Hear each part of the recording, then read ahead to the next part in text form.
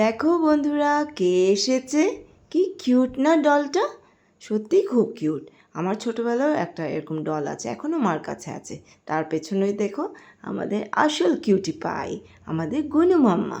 সন্ধেবেলা আমি একটু শুয়ে রয়েছিলাম, ও আমার কাছে আসবে আসবে করছিল, তাই মা নিয়ে আসলো। কিন্তু ও ডলটা আমার এত পছন্দ, ওকে আদর করছিলাম বলে গুনু মামার একটু মনে মনে রাগ হচ্ছিল। কি জেম্মা তো ডলকে আদর করছে, আমাকে আদর করছে না। তাই ওকে আমি বললাম কি আমার কাছে আসো, আমার কাছে আসো, কিন্তু কিছুতেই আসবে না। কিন্তু গুনু মাম্মার থেকে কি কিউট হতেই পারে না। গুনু মাম্মাই আসল কিউটি পাই, তাই না বলো বন্ধুরা?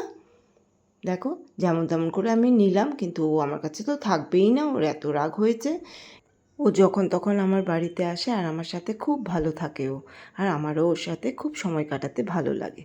আমার আসল গুনু মাম্মাকে দেখতে কেমন লাগলো তোমরা প্লিজ কমেন্টসে জানিও। টাটা।